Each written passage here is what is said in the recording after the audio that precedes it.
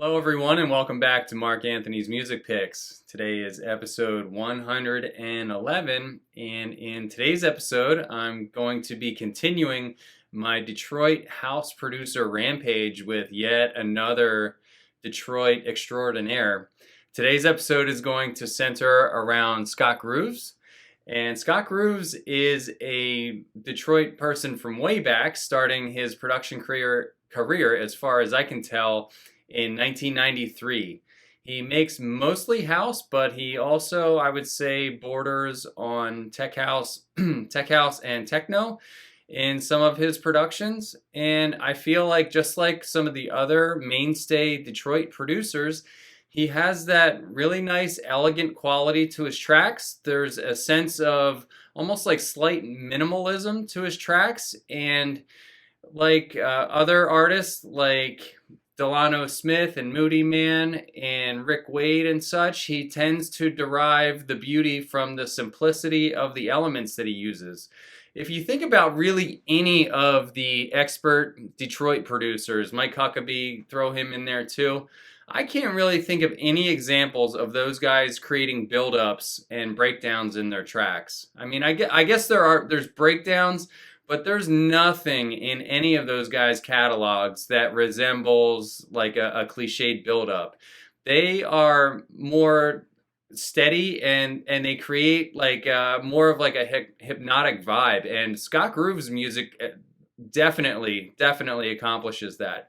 Today I have probably 6 records that I want to go through with you from Scott's catalog. He's got a very big catalog, probably 2 or 3 pages worth on Discogs. I have a couple of them behind me here. And they couldn't all make the cut, but I think even like my least favorite Scott Grooves records are very solid. So he's almost like one of those guys where you just can't go wrong grabbing something and even taking a chance on it blind. For the most part, he's going to be in the same vicinity with his productions, and they're almost all winners. I'm going to go through some of my picks today with you chronologically, and for these picks, we'll be starting in 1995 with this record here. Now, this is not the 1995 version of this record. This is the reissue that came out in 2018 or 2019.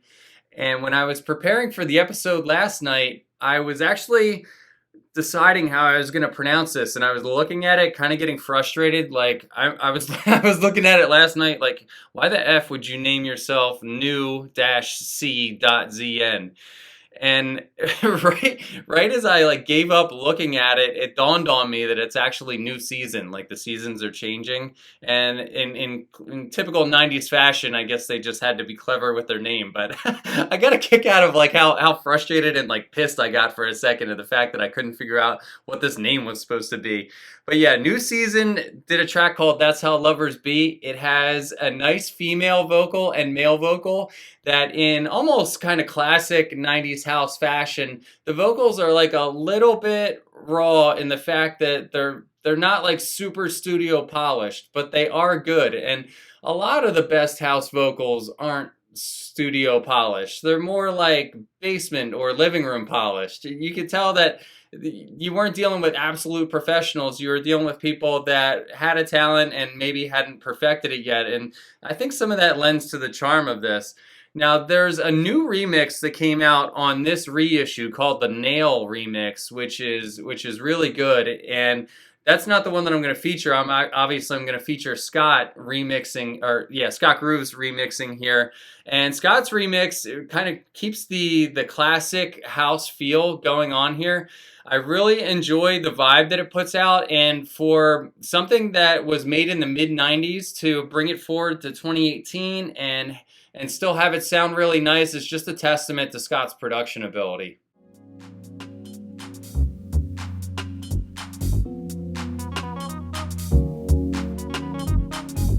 It's the time of night when you and I must aboard a ship and prepare to fly to a special place no eye has reached before. That's how lovers be. That's how lovers be.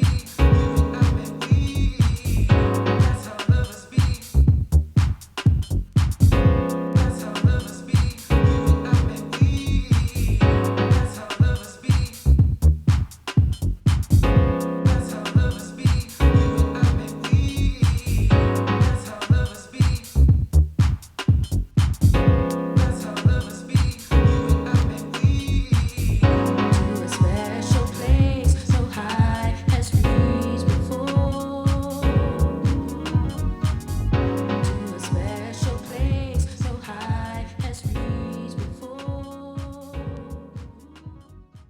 Now that's the only remix that Scott did that I'm going to feature in this episode, and that sort of brings me to another point. I noticed that for the most part, Scott's records only include his production. So if you buy a Scott Grooves record, it's not like he does the A1 and then he has 3 other remixers for A2, B1, and B2.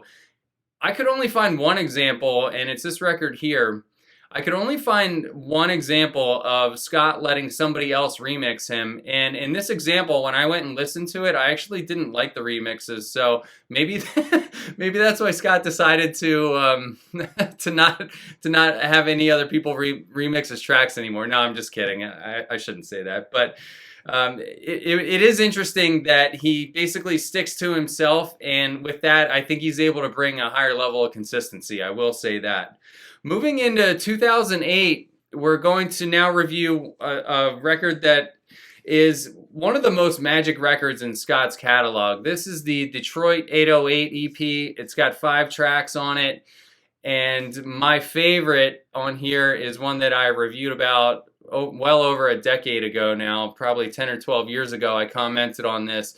Danny Howes did a promo mix for the Winter Music Conference in 2009, and as you guys know, I've always been a Danny Howes fan, so he opened that mix with the dub delay. The dub delay version, yeah, I guess this is the B1 version, and man, is this really smooth. If you just sit and listen to this and really like get in front of a speaker and listen to the synth, it's kind of simple, and you can tell that there's not so much complexity in what Scott's doing, but the way that the synth is tuned, it just really brings out, like I said, well, like I was talking earlier about the simplicity and the magic in the simplicity. This is a perfect example of that. It's just like a dub note, like a dub stab that would appear in one of your traditional dub techno tracks, just being manipulated with delay, hence the name dub delay. And it's just a really nice combination of that vibe and straight up house that just really, really shines bright here.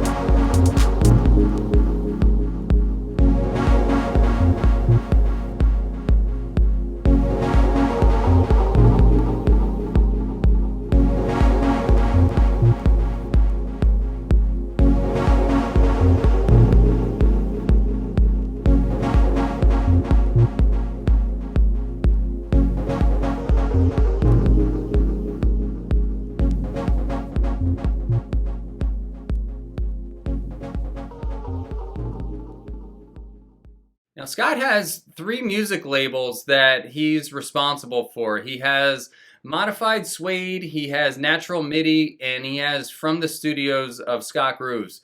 And in all 3 of those cases, it's all Scott Grooves. It's not him bringing anybody else in, so he sort of operates in his own bubble, and good for him. Now, in 2008, on Modified Suede, he originally released this, which is the Coco Brown release. Like I said, it's 2008. This was repressed sometime in the last 2 or 3 years and reissued on brown vinyl, which came out pretty nice looking. It kind of looks like milk chocolate. And you can see in the logo here, it has, it's kind of cheeky. This is Scott's, if you look at some pictures of him, he has glasses and one of those like kind of French artiste hats.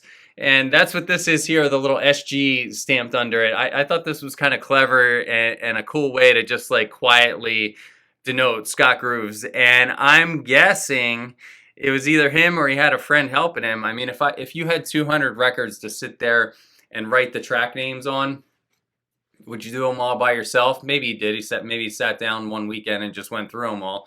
But I'm guessing this is his own handwriting. And I just love the connection and the fact that I'm holding something that producer specifically touched or handled. Do you know what I mean? It's not like it's going through three different intermediaries, and he's completely removed from it. He might have even like packed this up and boxed it out to to go out to the distributors. So that's one of the things that like I love about the electronic scene in general, is how close to the producers and to the DJs you actually are. And that kind of brings up another thought. When I was younger, when I first started getting into the scene in the mid 2000s, as far as buying records and reviewing records on Discogs, I really had a lot of these artists up on a pedestal. Like, to me, they were almost like these like gods of musical creation and production. And because of that, because I idolized them so much, and I thought everything that they were doing was magic and impossible and couldn't be attained, I tended to sometimes write critical reviews of artists on certain releases where I bought it and I felt like I was disappointed by it. And as I've gone through the years, sometimes I'll stumble back onto a critical review that I wrote, and I'll just take it down, because the fact of the matter is, a lot of these people are actually reading the reviews that you're writing on Discogs. It's not like they're so elevated where there's somebody like, I'm just going to pick somebody that's like on another planet, Kanye West. Like, Kanye West probably doesn't read what people say about specific releases of his on Discogs, right? He's too high up in the social strata to do that, right? But DJs are ground level. If once you really age and grow into the scene and you go out to a few parties, and like I described when I sat down next to Mike Huckabee and had a real, just basic, normal conversation with him when I saw him in New York, that's, I think, was one of the turning points where I started to realize these are just normal dudes. You can't just walk up to them and start spouting some crazy stuff, or they're just regular dudes that have good moods and bad moods, and good days and bad days, and they really need to be treated with respect ultimately.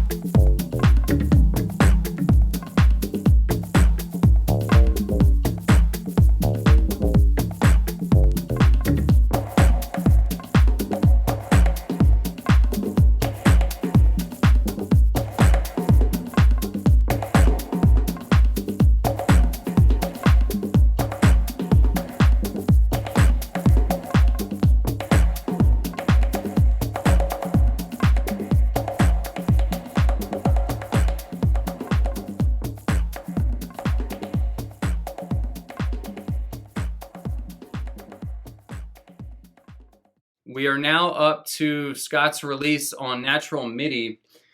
Actually, this might be called the Dark Blue EP. This is actually recently repressed, and it's a good thing because the prices were starting to get up to $40 or $50. I do think it's actually worth 40 or 50 if there was a shortage, but there's not a shortage anymore. So while this episode's hot, you can actually go to Juno and get this record. There's still blue copies of this available. And for me, 3 out of 4 of the tracks are good. The one I like the least is probably Decimal, because it's the most techno track. But ironically, Decimal shares a side with the track that I want to feature called It Doesn't All Have to Be Techie. And like the name suggests, this is not a techie track, but it is one of Scott's nicest, brightest, shiniest tracks.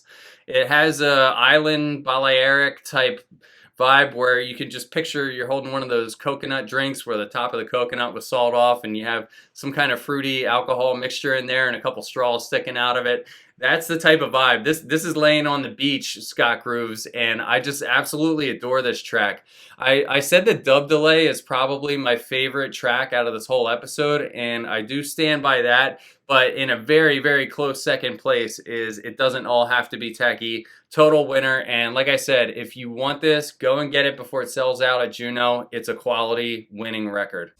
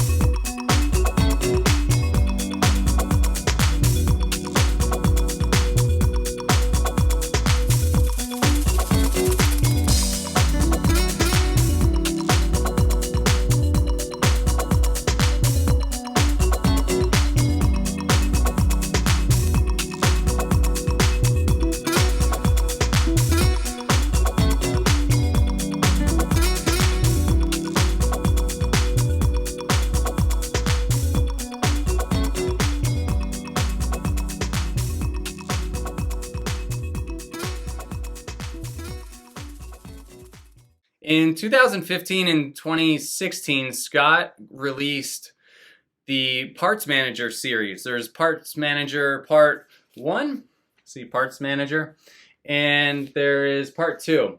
I guess this is Part 1. I don't know if this is Part 1 or Part 2, but it's a very diversified set of tracks. I think in total there's 7 or 8 tracks across the 2 EPs, and when you go and look at Discogs, there's people commenting on different parts like, oh, I really love the A1, oh, I love the B1, and I always love when I see that because that's how you know you've got a quality release. And you know, those are the types of releases when you listen to them, they can sort of get you out of your normal comfort zone. Some people, and just like I do, get a little bit narrow-minded in their taste, like, oh, I only like beats that are specifically in this vibe. And then, you know, when you're listening to an EP that you like and it has some variety on it, you can sort of branch out, and maybe if you listen to it on different days, you can catch the vibe that the other tracks are trying to create that maybe they don't get your attention right away. And, you know, speaking of different vibes, did you guys ever notice that the B2 on straight up house records is usually the funky, weird one out of all of them? I think the track Nitty Gritty here is a great example of that. It's busy, it's kind of a dance circle track, in my opinion, bordering on a DJ tool. And I just wanted to feature it here because, like I said, it is kind of an odd B2-ish type track that doesn't really fall into like trying to be as mainstream as some of like the A1s would out of Scott's catalog. The A1 on a house record is the one that you would expect to draw the most attention, the one that people are going to listen to first, and the B2 is like an experimental afterthought almost, and for that I really enjoy Nitty Gritty.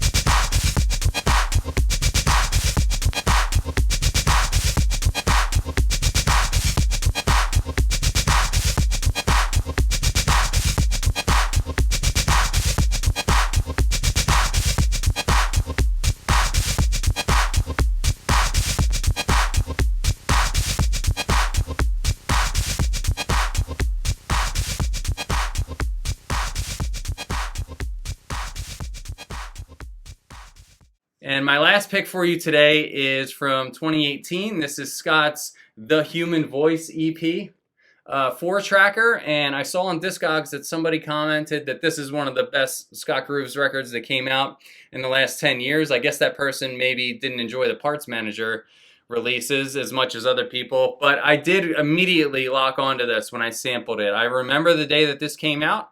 I got the Juno notification for it, and whenever I see something Scott Grooves pop up, I'm all over it because I don't want to miss anything, and I know they could sell out and not be in stock for a few years or maybe ever again after that. So I immediately grabbed onto some good music. I think the whole release is actually very good.